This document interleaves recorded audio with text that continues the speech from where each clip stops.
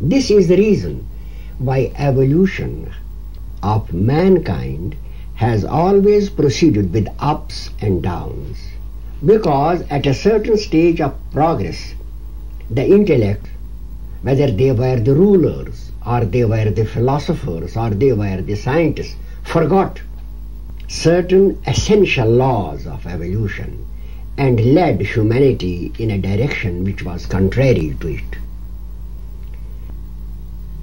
That is the reason why all through the past, even great philosophers have held revelation in such reverence, because it is teaching you and telling you about something which your intellect can never know.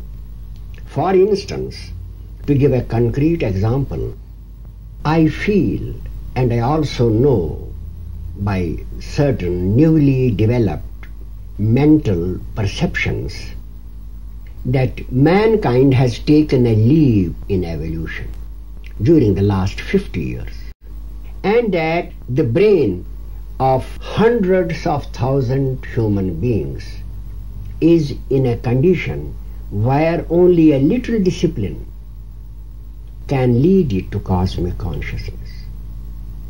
But the general atmosphere of skepticism prevailing on the earth and the ways of life are a block to it. 300 years before the birth of Christ, we had a period in India called the Age of Upanishads, and we find written record of hundreds of illuminated beings born during this short period of 500 years. Now, you scarcely have one or two illuminated human beings in a century. The reason is our mode of life, our thinking is against the evolutionary forces that are working in us. We may be the richest people on earth. We may have all the power in our hands. But if the laws of evolution are ignored or defied, we can be sure that within a few decades we shall be nowhere. We shall have reached the same place where all the great empires of the past fell at one time or the other. We have a very clear example of this. We know that in the case of ruling dynasties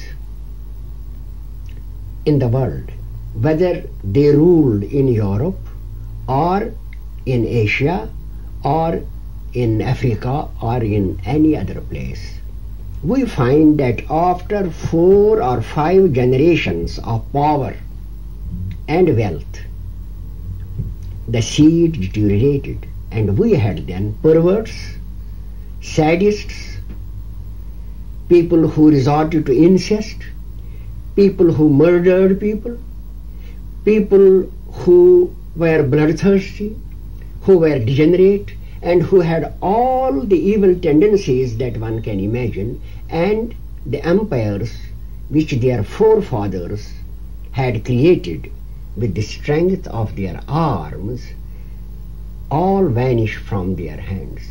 4 or 5 generations of affluence, of unrestricted power or superabundant wealth are sufficient to bring down any human race. 5 generations are enough to create corruption, to distort the mind. That is the reason why revelation has always said, be poor, be humble in spirit. Of course, all the amenities provided by science are welcome, but they have to be used in a rational manner. Man has still to struggle and battle.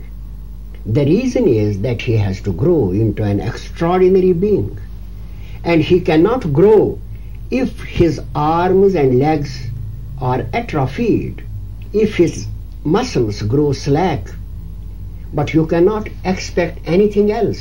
If people run round with a ton of iron round them and take leave of their legs and their muscles and let them soften and degenerate. This is what modern civilization is doing to block evolution.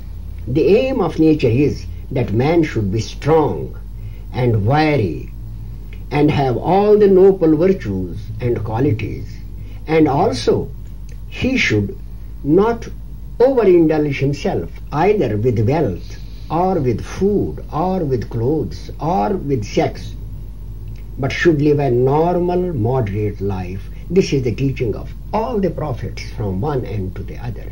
But we are doing the very opposite. The result is what you see.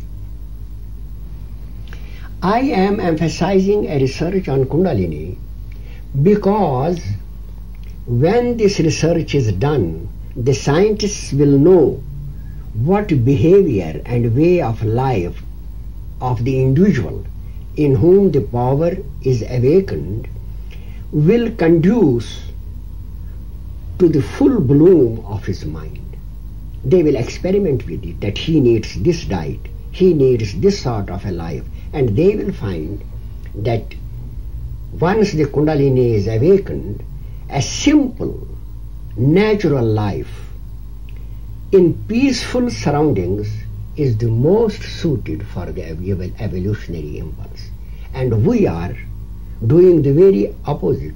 We now follow a hectic way of life, and all our energy is directed to have comforts of flesh, to have wealth, to have position, and to have power. By doing this, we are blocking, obstructing the evolution and denying ourselves the greatest treasure that earth can bestow, a higher state of consciousness of inexpressible joy and grandeur. So all the religious teachers who had this experience, they try to persuade mankind to follow their teachings, and in this process they even suffered severe punishments, even martyrdom like Christ. But the aim was to make mankind aware of the snares of flesh, the snares of wealth, the snares of power, so that they might keep themselves free of them.